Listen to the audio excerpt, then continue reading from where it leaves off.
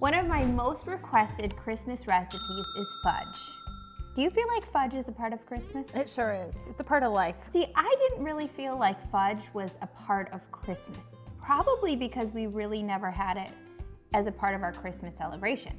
But come to find out, this was the most requested and the most popular Christmas recipe that I have on Dashing Dish. This is my sea salt fudge, and it is literally the easiest thing you'll ever make.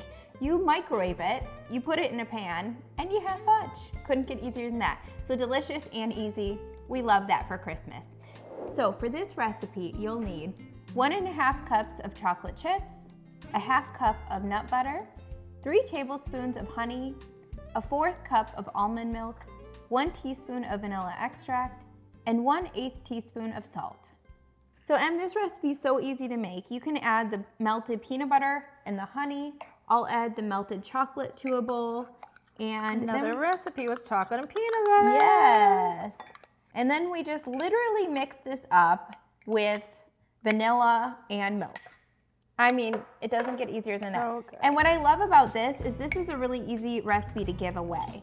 So, I mean, who doesn't love fudge that's homemade? Like it feels like you really took time, because most fudge recipes are extremely laborious. Like you need to get out a candy thermometer, and it's just a lot of work. Yeah. So people are gonna be like, oh my gosh, she made me fudge.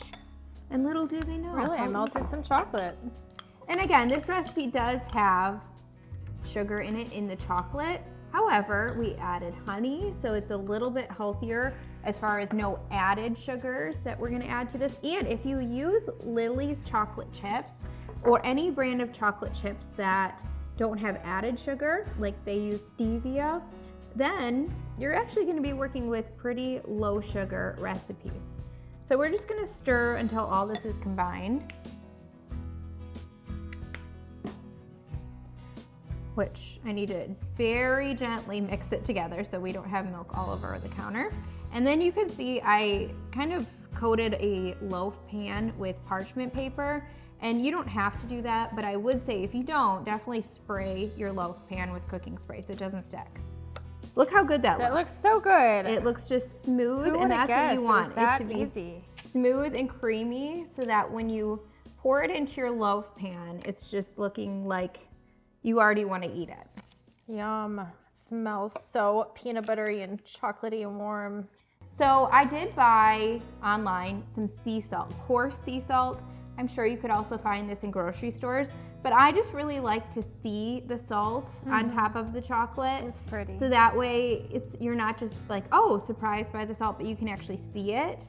I don't know why, it just like makes it that much more edible when you look at it and you can see the salt. And it looks so decadent. Like it just makes it a little bit fancy. Yes, it's true. It looks fancy. So that looks really good. We're gonna pop this into the freezer. I would say if you could pop it in the freezer for at least 20 minutes, that's like the minimum. But if you can leave it in for up to an hour, that way your fudge really solidifies, and then you can cut it into just little pieces of fudge. And it's nice if you have the parchment paper, because you can just pull the edges right out and it lifts right out of the pan.